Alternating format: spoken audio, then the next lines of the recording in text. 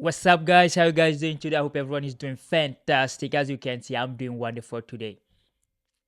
It's game day, baby. The United States is taking on Panama tonight. Of course, we're gonna play Bolivia, and we had some result yesterday. Mexico lost their first game against Venezuela, and of course, Ecuador won their game 3-1. And Kendrick Páez, and we're gonna go through all that, and of course, we're gonna go through the Euro because we are in the last 16 now. Uh, you lost, you go home.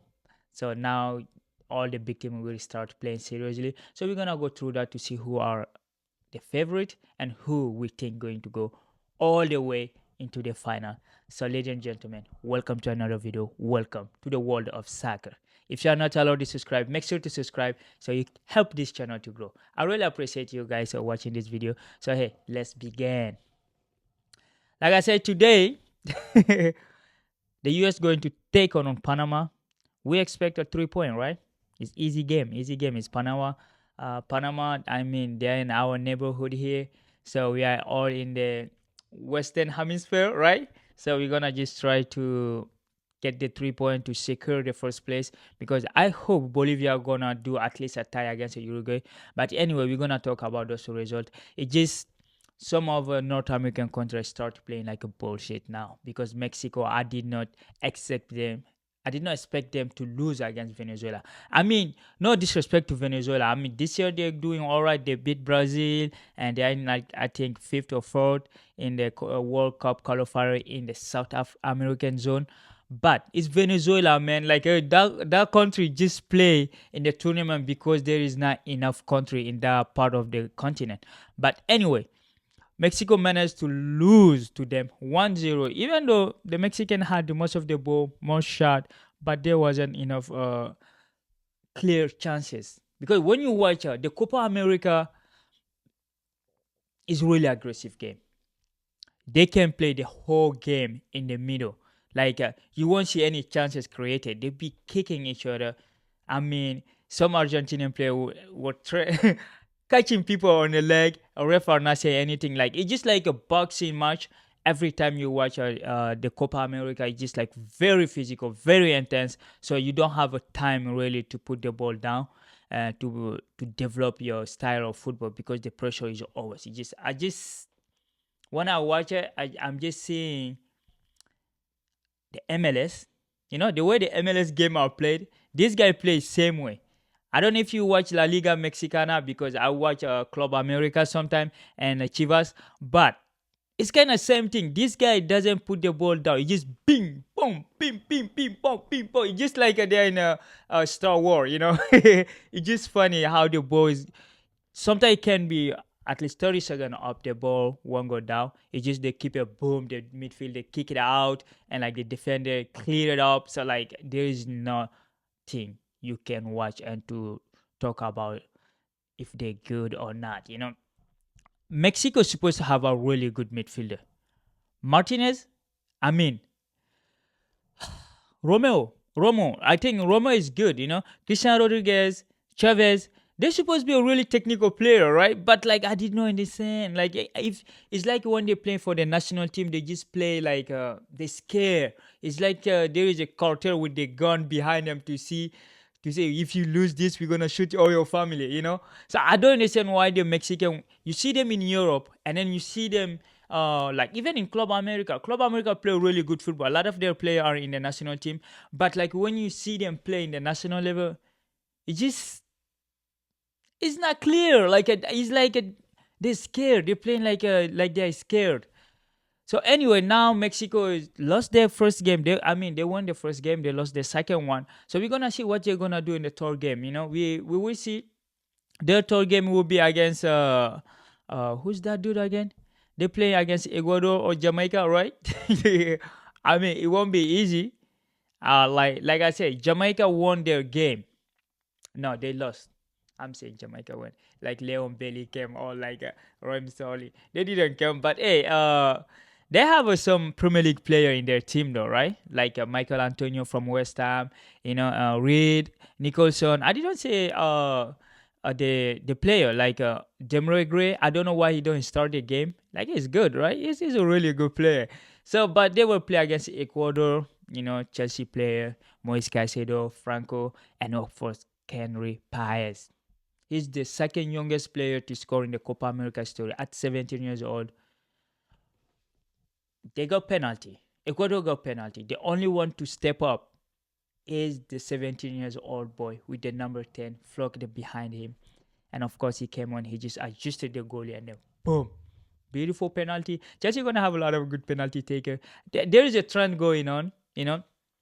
Kendrick Páez, when he scored, he did the Cole Palmer celebration. So Cole Palmer is already influencing those boys because we say Estevao Williams did the same when he scored with Palmeiras. He did the cold Palmer celebration. So think the temperature are going down. It's going down. It's gonna get cold soon, and nobody will be able to handle us. Of course, this boy is gonna be at Chelsea in 2025. So it was a good game. You know, Ecuador just.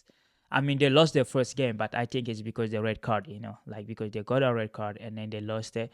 But anyway, Ecuador won 3-1. Casey Palmer scored the first goal, which is the own goal, and Kendry Páez scored right before the first half, and of course Alan Minda scored in the last minute. I think in the Copa America we've seen a lot of last minute goals, 90 plus 5, 90 plus 2, and of course now Ecuador is in the contention. They are there. They're doing good.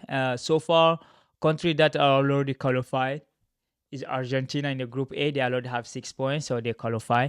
And Canada have one more game to play against Chile. You know, it won't be an easy game, but hey, I think Canada can qualify. A tie will help them.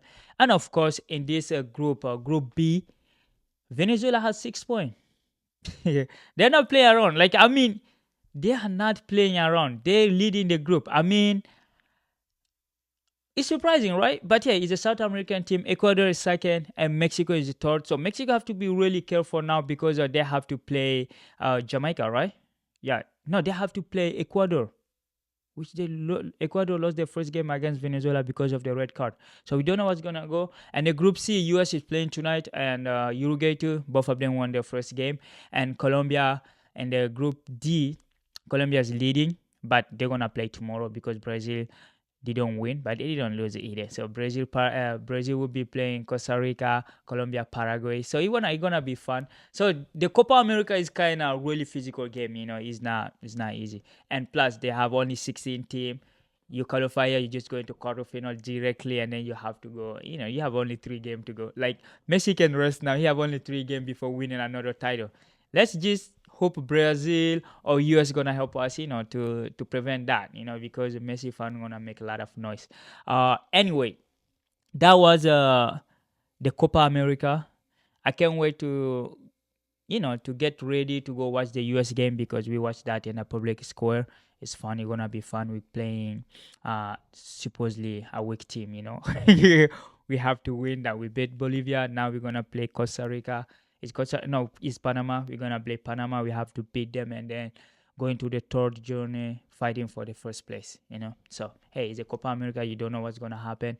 And big up to our Mexican. They need to stop strong because they need to stay strong because they have to qualify. We don't wanna have only US qualifying because Canada is not done yet.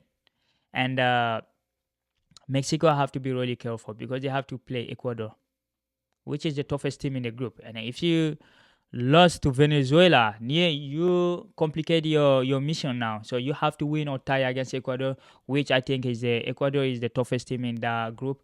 But hey, vamos Mexico, vamos Canada. Let's go, guys. Let's you representing the North American soccer, so you have to play, you have to perform really well, and of course that brings us to the Euro because hey, Euro they wrap up the final games of the group stage. So now we know everyone who qualify.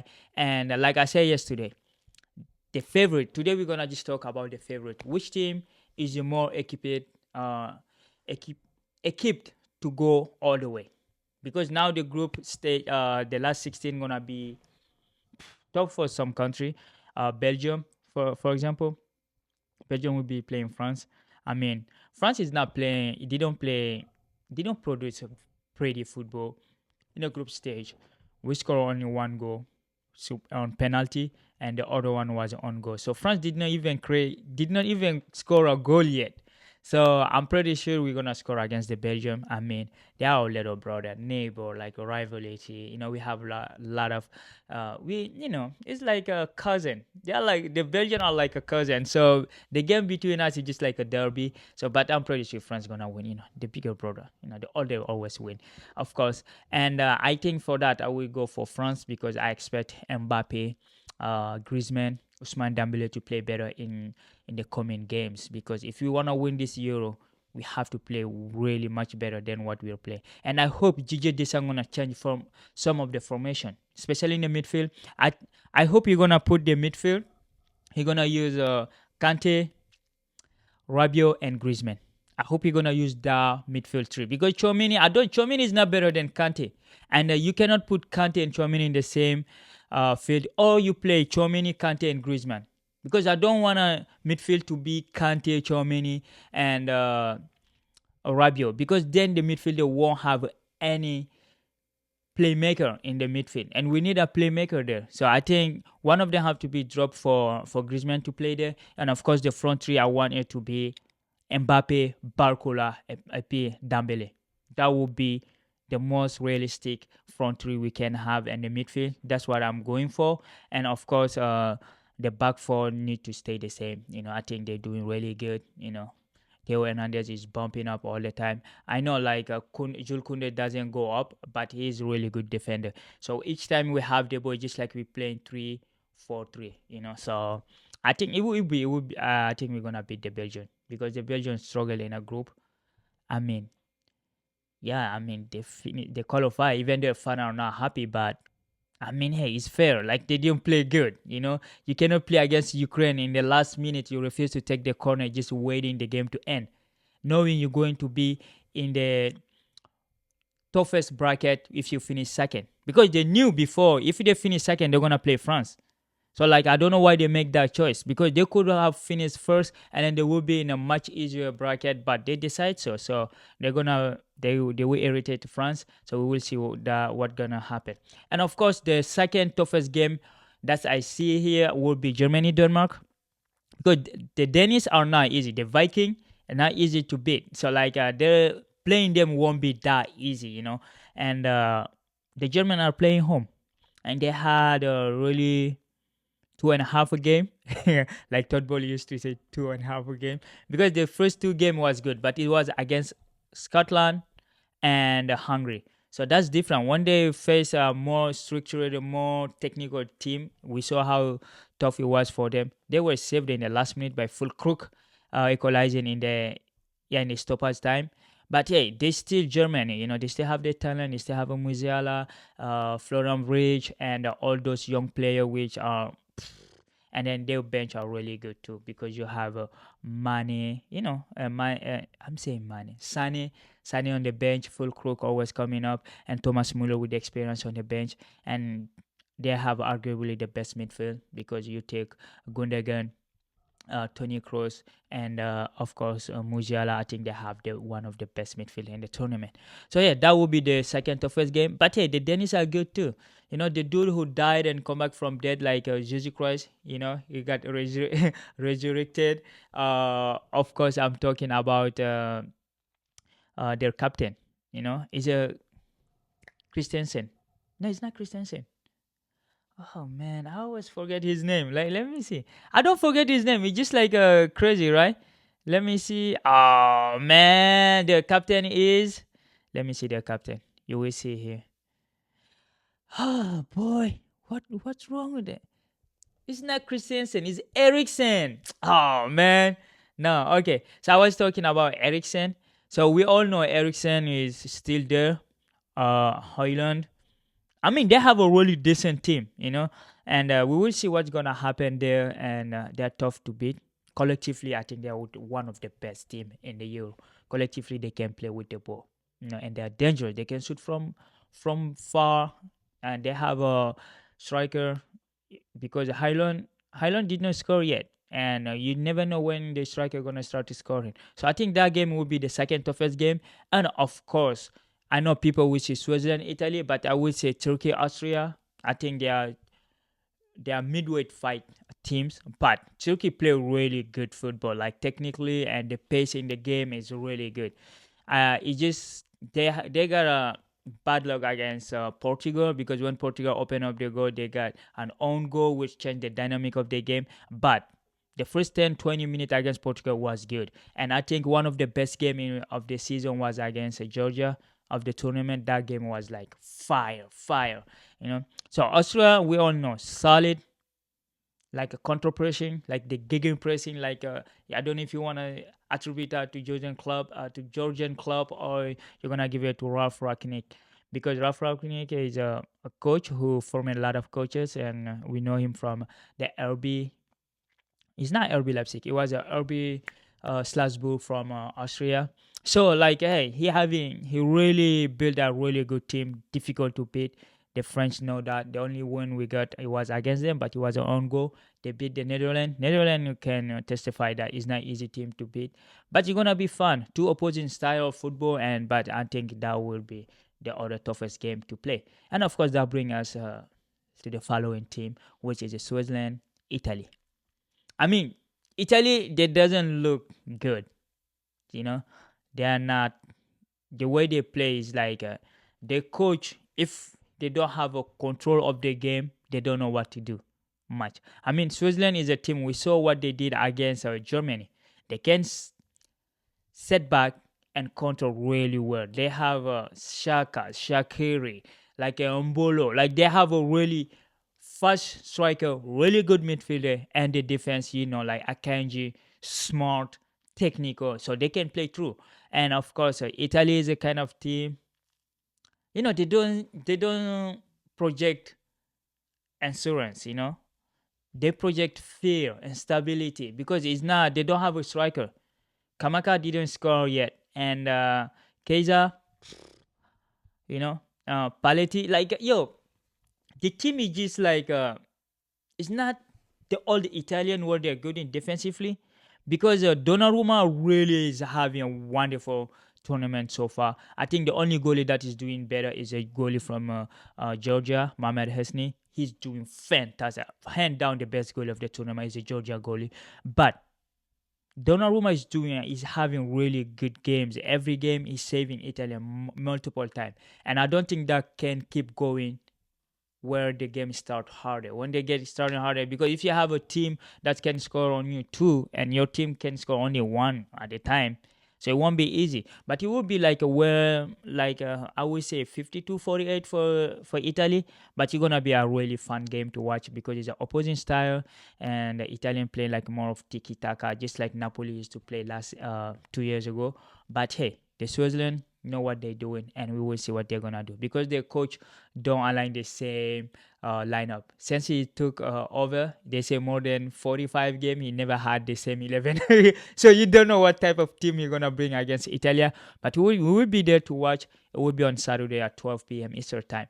And of course, the other game, I won't call them really hard, but I think it's not, the balance are not same. They are not in same category. For example, Spain, Georgia. I think Georgia had a really beautiful story. It's their first time in the Euro, and of course they qualify for the first time in the last 16. Yesterday, 8 out of 11 player in the national team academy, where the academy they got the academy they started, Cristiano Ronaldo integrated that in 2008, I think, or 2011. And yesterday they will play against their idol, like when Ronaldo was there when they were young. Varaskelia, Nico Taje, their captain. 8 out of 11 of the player was in the academy that Ronaldo integrated. So I mean, it's a young team. They're not young, but like their first time. Is a really tiny country qualifying the last 16, just like Iceland did in 2016. So we're gonna see if they upset Spain. That would be crazy, because I think Spain is the best team in the Euro so far. Like they score 5 goals, conceding 0, and playing the most attractive, most entertaining football so far. So I don't think Georgia have a much chance, but look, let's give them 5%, 5% out of 100. So we'll see if they can make another miracle, because they beat Portugal yesterday. And of course, that we say Spain gonna pass in case, unless something crazy happen. talking about Portugal. Portugal gonna be playing against Slovenia. Slovenia is a kind of a good team. They are a good team, just like Georgia. But Slovenia, I think this is their second or third Euro participation. So I think Portugal gonna go into this as the huge favorite, and we see their bench are not that good. It's not like Spain. The first two game, the first game was like really tough for them. They won, but like in the last minute, an own goal in the last minute. The second game against Turkey, like I say, the own goal really helped a lot. They won that 3-0. We saw the justice Ronaldo did to Bruno Fernandes. But Ronaldo still did not score yet. In this tournament, a lot of strikers did not score yet. So we want to see Ronaldo to score before he retires, because there is a higher chance that this is his last Euro. And of course, if he score, he gonna be the oldest player to score in Europe, because now he's a Modric. Modric scored against Italy, but Ronaldo is the top assister in the tournament, and he's already the top goal scorer in the Euro history. But he can, launch that, because he can prolong that before Mbappe Mbappe can take it. So Portugal will be a huge favorite, but hey, we gotta be careful the Slovene, because the Slovene, I think they have the guy from Strasbourg, Benjamin Sesko. He's good. He's good. So we're gonna see what they're gonna do. And of course, there is another game: Netherlands, Romania. I think Netherlands gonna pass, even though it was tough for them in the group stage. But they were in the Austrian France group. But I think they're gonna do something. And that too, I mean, Memphis Depay scored a really beautiful goal against Austria. So we're gonna see. We're gonna see what's gonna happen against Romania, because Romania eliminated Ukraine in the first game when they beat them 3-0. So there's a small team. You just have to be careful with them. But Netherlands gonna go really as a clear favorite into this game. And of course, the last game, England against Slovakia. I mean, hey, clearly England is the favorite. There is a conundrum about England, the way they play and the type of the player they have. People like to blame a lot on the coach, but sometimes I think the player need to take responsibility. You play in the position you don't like, but the coach don't make you run. They do the running. So I mean, I think England is the favorite. Before the tournament started, England was the number one favorite for the bookie, and then France, and then Germany, and then Spain. So they're still the favorite. I think they're gonna win this one, and then they're gonna be facing maybe Italy. Like it's gonna be fun. It's gonna be fun. I'm gonna just give them to go, because I think Saka need to be benched for Cole Palmer. Yeah, Cole Palmer need to have more game time, and he need to give the left winger either Gordon, right? Anthony Gordon or Eze. He need to give them game time. Stop playing Phil Foden in a position that he cannot produce, because he's not a left winger. Put him as a number 10, or put Saka there. Saka is a left. He used to be a left back. So like if he's not producing over there, put him in the other side. Put Foden the other side. So we're gonna see what he's gonna do. And of course, Conor Gallagher, I'm pretty sure he's gonna start in the last 16, because I don't think he's gonna start Alexander Arnold. But hey, overall, England, they will still be the favorite. It won't be pretty to watch, but I think they're gonna qualify, just like France. It won't be pretty to watch, but the most important for these coaches are the qualification. So if they're winning, for them everything is good. It's just like Kevin De Bruyne, who did not understand why the Belgians were not happy.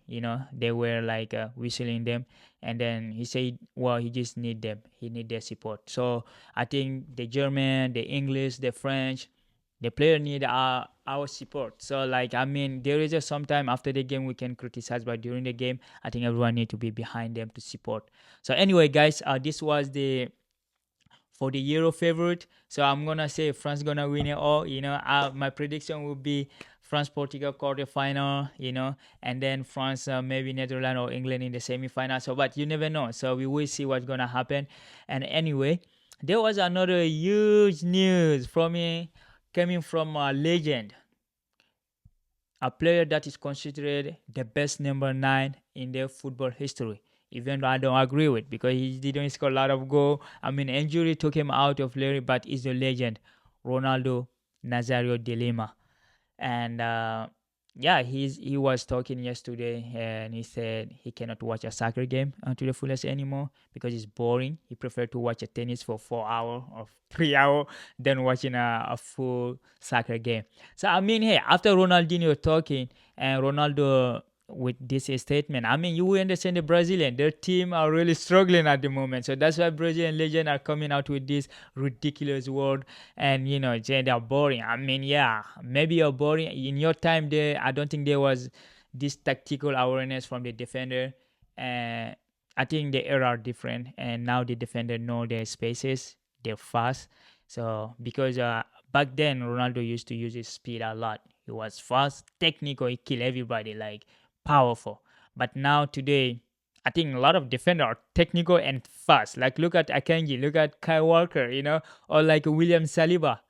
They're fast, strong, and technical. I mean, in his era, there was a lot of great defender, but it was the Italian time. It's not fast-paced game. So, but it was a lot of entertaining. It's true. We are not seeing players such as Neymar, Ronaldinho, and stuff anymore in the field because I don't know, players are scared of their coach or whatever to lose the ball. So, players are not taking risk. That's true. But I mean, hey, you're old. You cannot watch it. We're gonna watch it. So this is our sport. I know you're retired, and so go watch your tennis. We're gonna watch our soccer game. And anyway, guys, like I said in the beginning of the video, if you're not subscribed, make sure to subscribe, like, and share this with your friend. And of course, if you already have my man, you already know the sky's the limit for us.